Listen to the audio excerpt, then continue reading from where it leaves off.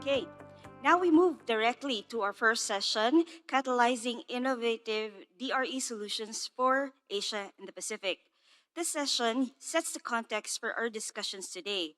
We'll hear from key experts on opportunities, challenges, and initiatives in decentralized renewable energy across the region. First off, we have Dr. Kee-Yung Nam, our principal energy economist from the Asian Development Bank. The title of the presentation is Catalyzing Innovative DRE Solutions for Asia and the Pacific. Dr. Nam?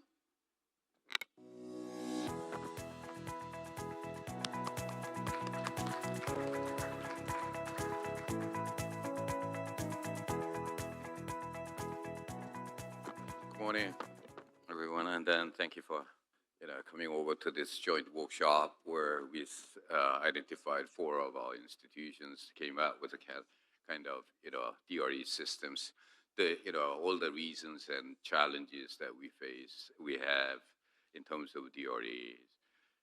We already all talk about that one. So what I try to show you here is that all other type of the ADB activities in terms of the 4-5 billion per year annually, and then how we are using our this portfolio or something.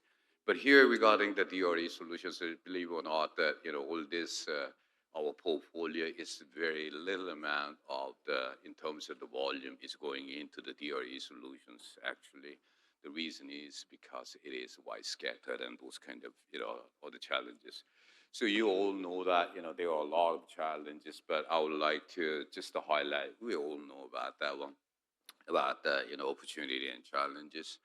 But mostly in the challenges side, it is really, we have to really work on this kind of things as well, and then this is actually the main challenges that we face, not only from the ADB side also, but also from the individual countries, from the developing member countries, ADB's member countries on that one, because even if we have any kind of a DRE solutions, it's not, carried out at the national level or regional level, because of different regulations, different, support scheme or institutional framework and those kind of things. So, I will go very quickly on that.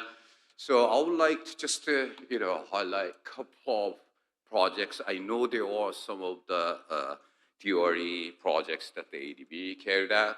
However, I would like to just give you a couple of examples to show that how ADB is operating, in particularly from our side, because we are from the knowledge.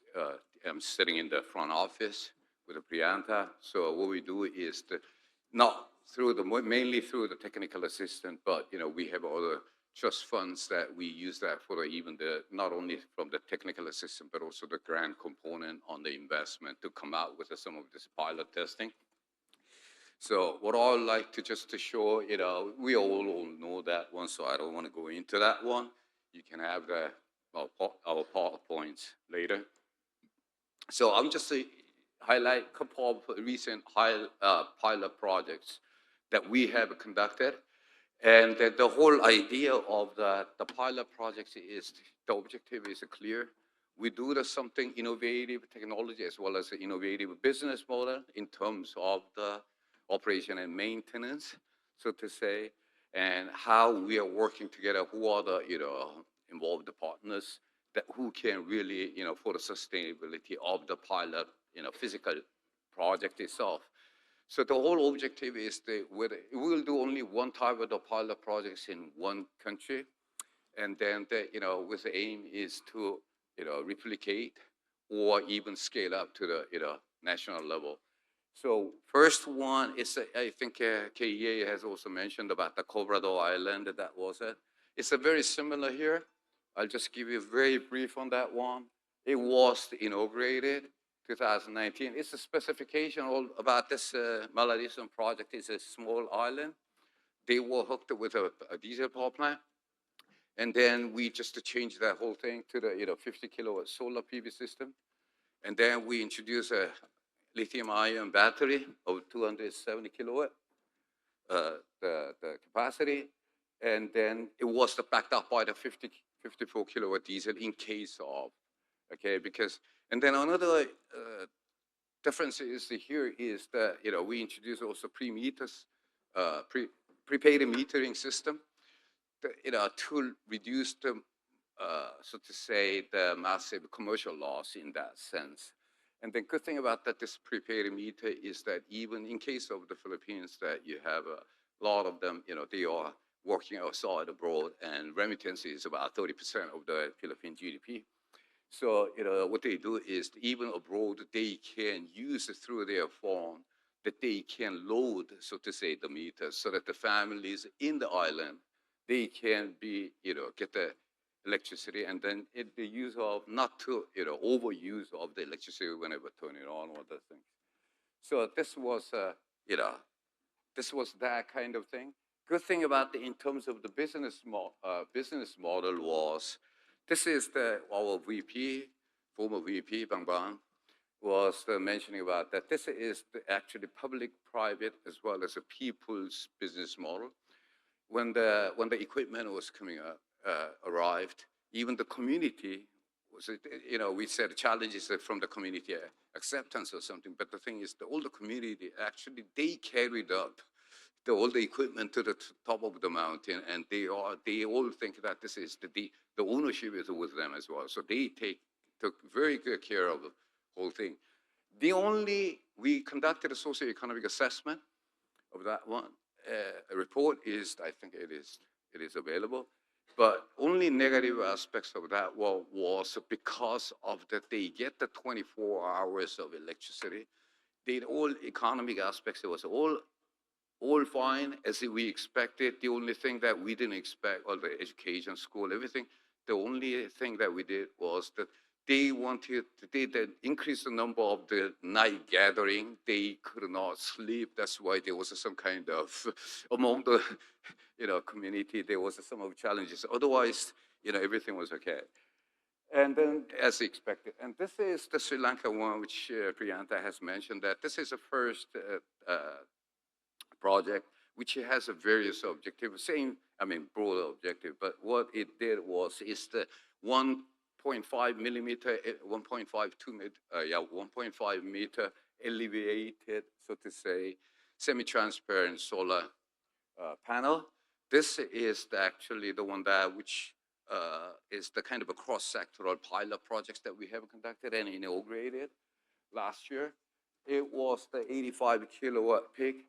And then what it does is that this solar panel is elevated to give the shade to the actually livestock or something. But this, we did it specific for the tea plantation, because in summer or during the daytime, it comes out very much, it burns out the leaves. So that you want to have you have to have the sufficient, so to say, shade to give the plantations as well in the agricultural products. And then using the electricity that was using for the kind of irrigation, but they had an irrigation pump. So what we did was, there was 2 months, there is a downstream, there is a downside, there is a community. However, they get something like 3 to 6 weeks that they do not get the supply of the water. So what we do was use the solar pump to actually store the water, and then when it's dried out, we support it. And then out of there is the 12 kilowatt solar was actually given to the microgrid, to the directly given free of charge to the community to supply that one. So this is the kind of, what it does was the, energy access, electricity access to the community as well as the water. On the other side, we wanted to have the increased productivity. And not only that is, you may know that like Sri Lanka plantation tea is that there is a regular tea, which is a very high quality, but there is a value addition if you can produce some kind of, they call the silver tip, gold tip, which is almost the double price of the regular tea. And then they can, through with this, giving this a radiation plus a supply of that one, with a shade, they can produce more of that one. So this is from that aspects that we did.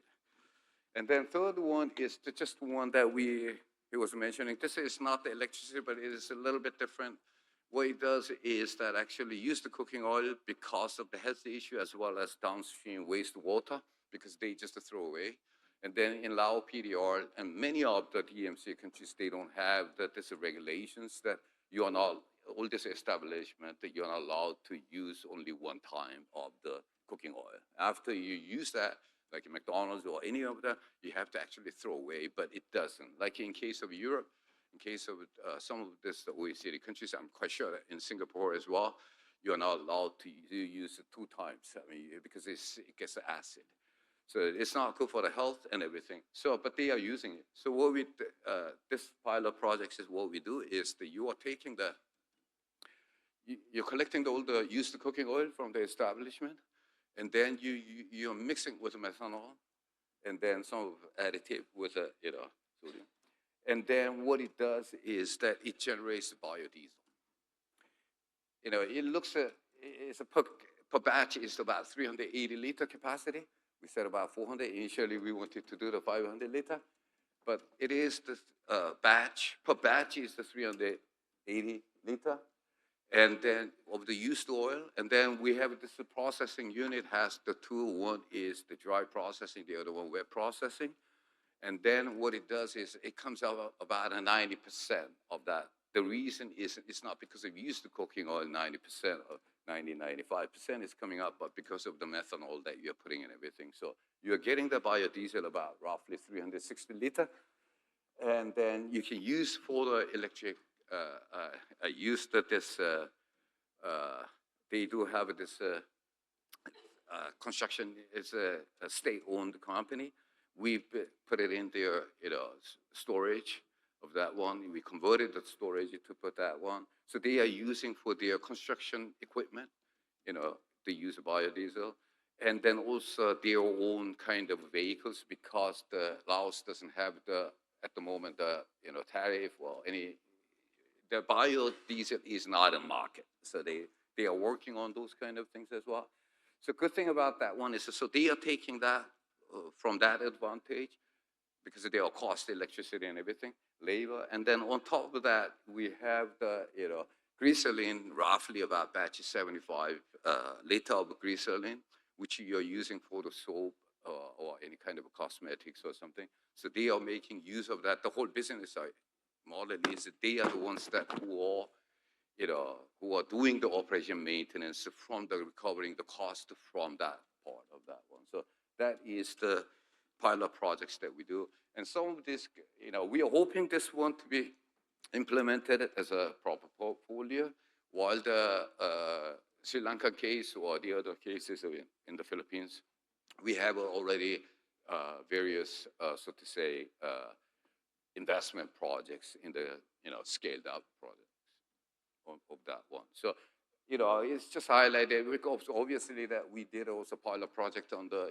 floating solar, and we are looking at those kind of things, But this is the first step that we are supporting the, so to say, developing member countries to, come up with it and then to scale up. So we are doing this pilot project and see, and 3 of them, we are always after that, we are working on the socioeconomic impact assessment report of that pilot project to see, how we can replicate and scale up. That's it. So, it's a success of that one, which we think they are all successful, but, we'll look at that one. Okay, it took a little longer, but thank you.